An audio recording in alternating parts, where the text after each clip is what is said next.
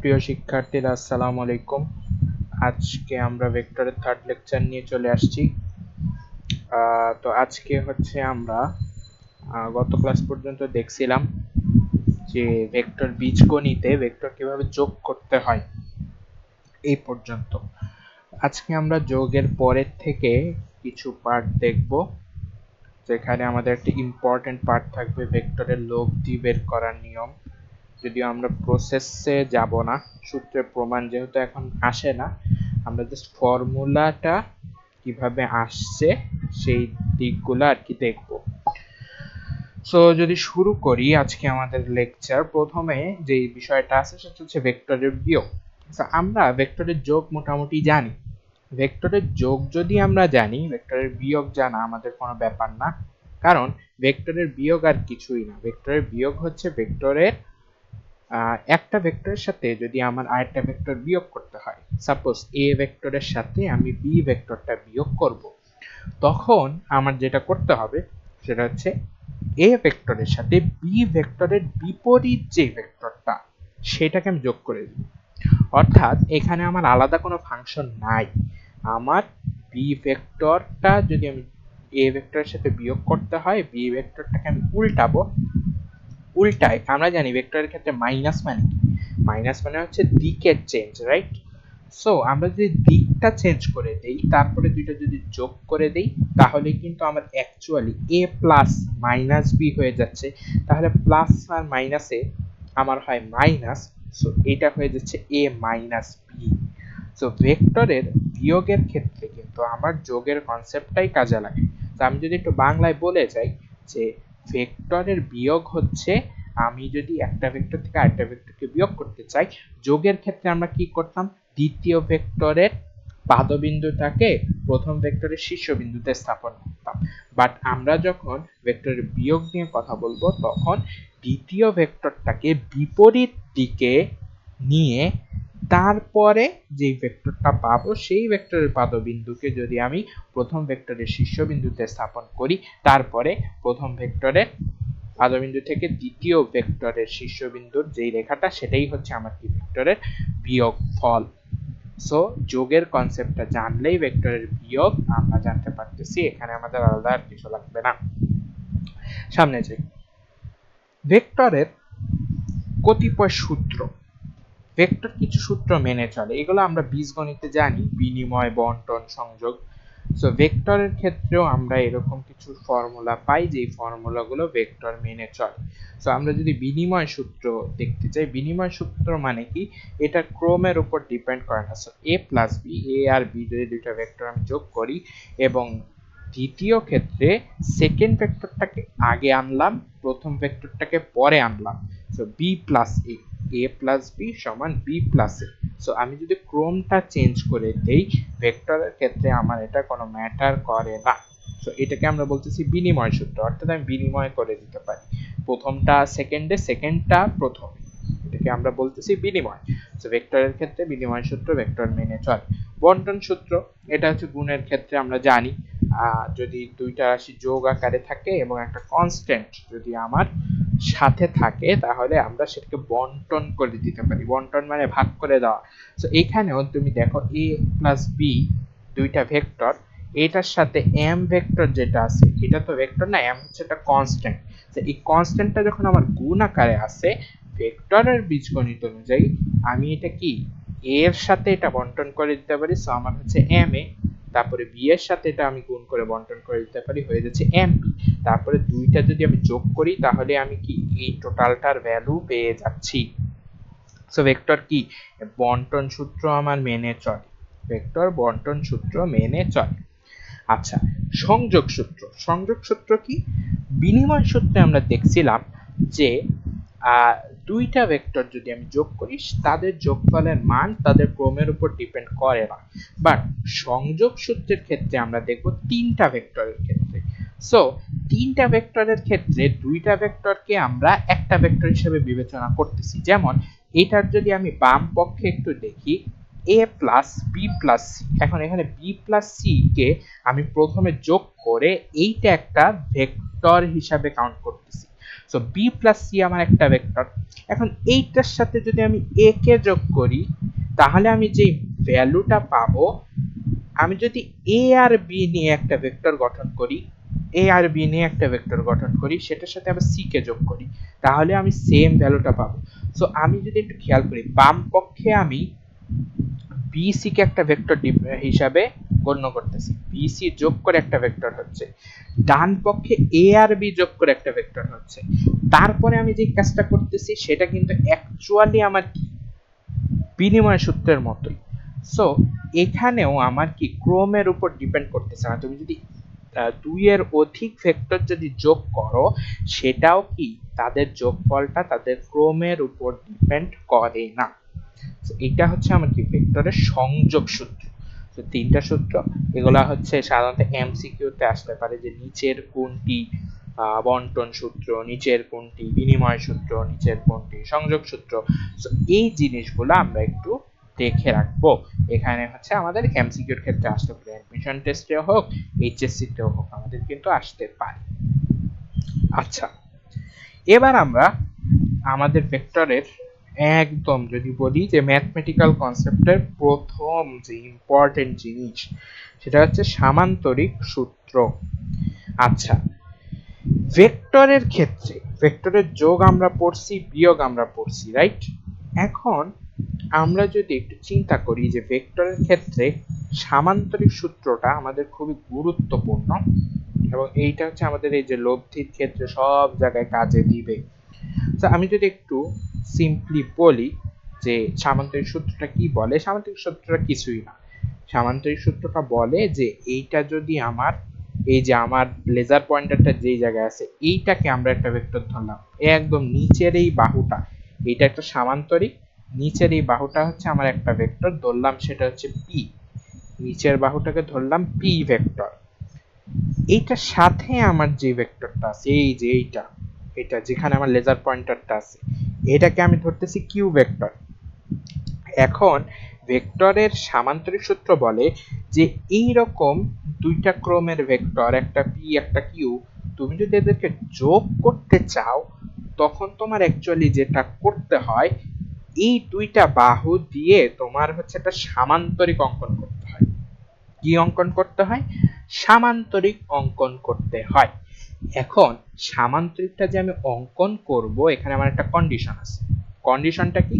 কন্ডিশনটা হলো এই যে পি ভেক্টর, এই ভেক্টরটার সমান্তরাল এবং সেম একটা ভেক্টর, মানে পি ভেক্টরের সমান্তরালে এই পি ভেক্টরের আরেকটা ডুপ্লিকেট আমাকে বসাইতে হবে।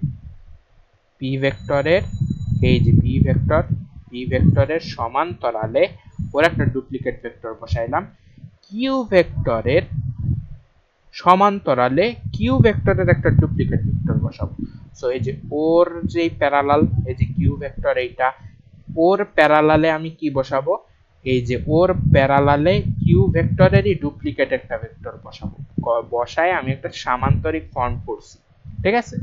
আচ্ছা, সামান্তরিক ফর্ম করার পরে আমার কাজ যেটা, সেটা হচ্ছে মানে সামান্তরিক সূত্র যেটা বলে যে এই যে আমি যে সামান্তরিকটা ফর্ম করলাম, এই সামান্তরিকের আমার কর্ণ যেটা হবে, সামান্তরিকের কর্ণ যেটা হবে, সেই কর্ণটাই হচ্ছে আমার পি ভেক্টর আর কিউ ভেক্টরের লব্ধি। তাহলে আমি আবার বলতেছি, ভেক্টরের সামান্তরিক সূত্র কি বলতেছে, যে আমার কাছে যদি দুইটা ভেক্টর থাকে, আমি এবং এদেরকে যোগ করতে চাই, আমি যদি এদেরকে যোগ করতে চাই, তাহলে এদেরকে নিয়ে, মানে এদের অনুরূপ বাহু নিয়ে আমি যদি একটা সামান্তরিক গঠন করি, যেখানে পি ভেক্টরের সমান্তরালে থাকবে পি ভেক্টরের একটা ডুপ্লিকেট ভেক্টর, কিউ ভেক্টরের সমান্তরালে থাকবে কিউ ভেক্টরের একটা ডুপ্লিকেট ভেক্টর, এই চারটা বাহু হইল, চারটা বাহু নিয়ে আমি একটা সামান্তরিক গঠন করব। এই সামান্তরিকের আমার যে লব্ধি, মানে এই যে পি আর কিউ ভেক্টর আমি যোগ করতেছি না, তাহলে এই পি আর কিউ ভেক্টরের লব্ধি আমার হবে এই সামান্তরিকের যে কর্ণ, সেইটা সামান্তরিকের যে কর্ণ, সেটাই হচ্ছে আমার লব্ধি। সো আমি যদি এই সামান্তরিকের কর্ণটাকে আর ধরি, তাহলে পি আর কিউ ভেক্টরের লব্ধি হচ্ছে আর। পি আর কিউ এর লব্ধি হচ্ছে আর, তো আমি বলতে পারি কি পি প্লাস কিউ সমান আর। এখন ঘটনা হচ্ছে এই সামান্তরিক সূত্র দিয়ে আমরা লব্ধির একটা ফর্মুলা বের করি। আমি আগে বলছি সূত্রের প্রমাণ দেখাচ্ছি না, কারণ সূত্রের প্রমাণ লাগতেছে না আমাদের। সো এখন এই যে লব্ধি আর এর একটা ভ্যালু আছে, মানে আর এর মানটা তুমি কিভাবে বের করবা? আমরা আগেই বলছি ভেক্টরের যোগ তো নির্দিষ্ট বীজগণিতের মানে আমাদের কি নরমাল বীজগণিতের নিয়মে চলে না, ভেক্টরের জিনিসপাতি আমাদের কি ভেক্টর বীজগণিত দিয়ে চলে, রাইট? তো ভেক্টর বীজগণিত অনুযায়ী তুমি যদি ক্যালকুলেশন করো তাহলে এই যে লব্ধির যে মানটা আর, এইটার ভ্যালু আসে √P square plus Q square, অর্থাৎ এই যে যেই দুইটা ভেক্টর আমি যোগ করতেছি ওদের বর্গ P square plus Q square plus 2pq, 2 into এই ভেক্টরটার মানকে গুণ করব, এই ভেক্টরটার মানকে গুণ করব।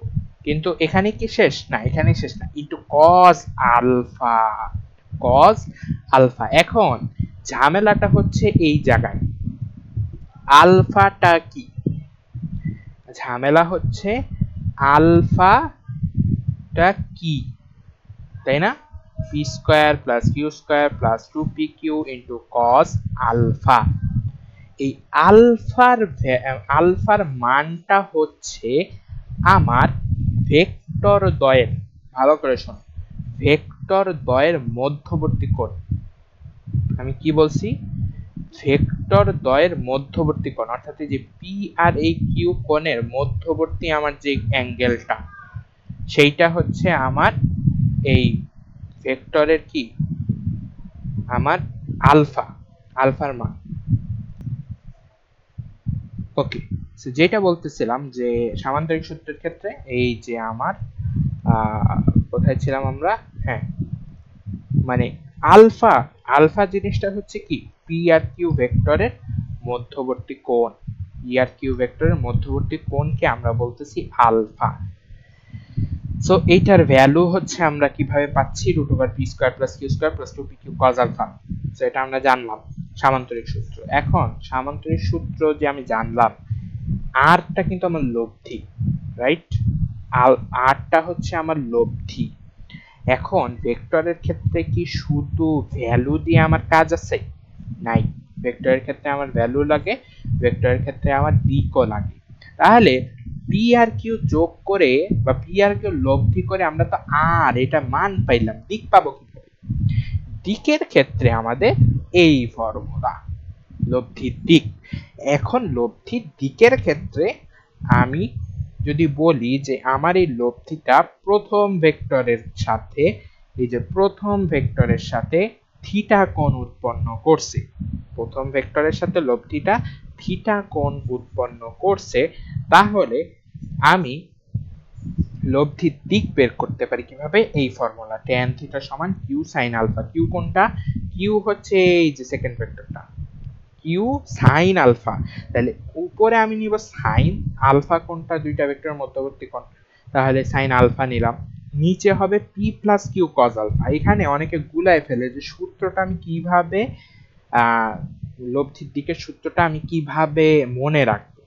তো এটা মনে রাখার ট্যাকটিক্স হচ্ছে তুমি চিন্তা করবা যে আমার লব্ধিটা যেই ভেক্টরের সাথে অ্যাঙ্গেল করছে, মনোযোগ দিয়ে শোনো, লব্ধিটা যেই ভেক্টরের সাথে অ্যাঙ্গেল করছে ওইটা আমার একা থাকবে, যার সাথে লব্ধি অ্যাঙ্গেল করছে সে একা থাকবে। তাহলে আমি এখানে যে থিটাটা যে ধরছি এটা কি বলছিলাম, প্রথম ভেক্টরের সাথে থিটা কোণ না? তাহলে এই যে এখানে প্রথম ভেক্টরটা আমার ছিল পি, এটাকে আমি পি ধরছিলাম, তাহলে পিটা হচ্ছে আমার একা, যেটার সাথে অ্যাঙ্গেল করে নাই সেটা উপরে নিচে থাকবে, তাহলে উপরে কিউ নিচে কিউ। এখন tan, আমরা ত্রিকোণমিতিতে পড়ছি না, tan এর ফর্মুলা কি sin theta by cos theta সমান tan থিটা। সো উপরে sin নিচে cos, কিন্তু এইখানে তো আর থিটা বসবে না, কারণ থিটাটা তো আমরা বের করব, তাহলে কি বসবে? আলফা বসবে, কারণ আলফা তো আমার জানা, তাহলে লব্ধির দিক বের করার জন্য সাইনের সাথেও আলফা, কজের সাথেও আলফা। তাহলে আমি কিন্তু মনে রাখার ট্যাকটিক্সটা বলে ফেলছি। তো কি করতে হবে? যার সাথে লব্ধি কোণ করবে সে একা, তাহলে পি এর সাথে আমি কোণ করছি, তাহলে এটা হচ্ছে আমার কি, পিটা হচ্ছে আমার সূত্রে হচ্ছে একদম একা। আর কিউ এর ক্ষেত্রে কিউ এর যেহেতু আমি কিউটা যেহেতু লব্ধির সাথে মান বের করে নাই, মানে লব্ধির সাথে অ্যাঙ্গেল করে নাই, মানে লব্ধির সাথে আমি কোনটা ধরি নাই কিউ, সেইটাকে আমি কি করব বলতো, সেইটার সাথে সাইন আলফা, নিচে কজ আলফা, নিচে কি হবে, যোগ হবে। সো এইভাবে হচ্ছে আমার লব্ধির দিকের ফর্মুলাটা আমি বের করতে পারি। এখন একটা সিম্পল জিনিস, সেটা হচ্ছে লব্ধির সর্বোচ্চ মান এবং সর্বনিম্ন মান, ম্যাক্সিমাম। আর যদি আমি বলতে চাই যে লব্ধির সর্বোচ্চ মান কিভাবে বের করে, দুইটা ভেক্টর পি আর কিউ, তাদের মধ্যবর্তী কোণ আলফা। এখন লব্ধির সর্বোচ্চ মান আমি কিভাবে বের করব? সর্বোচ্চ মানের ক্ষেত্রে যদি আমি চিন্তা করি, দুইটা ভেক্টর সর্বোচ্চ কখন হবে, যখন তাদের মধ্যবর্তী কোণ হবে 0 ডিগ্রি, দুইটা একই দিকে থাকতেছে, দুইটা একই দিকে থাকতেছে। সো একই দিকে থাকলে আমার কি হবে, একদম অ্যাঙ্গেলটা হবে আমার 0। একই দিকে থাকলে কি অ্যাঙ্গেলটা হবে 0, এবং সেইটার একদম একই দিকে আমি সর্বোচ্চ মানটা পাচ্ছি না। এখন cos 0 এর মান কত? cos 0 এর মান হচ্ছে 1। cos 0 এর মান হচ্ছে 1। তাহলে cos 0 এর মান যদি 1 হয়, আমি হচ্ছে এই যে আমার সামান্তরিক সূত্রতে এখানে যদি আমি cos আলফার মান 1 বসাই, তাহলে আমার জিনিসটা কিরকম দাঁড়ায়, √p² + q² + 2pq। তাহলে এখন এইটা আমার কি একটা ফর্মুলায় পড়ে না, p² + 2pq + q², a² + 2ab + b², তার মানে কি a + b হোল স্কয়ারের ফর্মুলা। সো আমি এটাকে লিখতে পারি কি, p + q whole square, p + q whole square.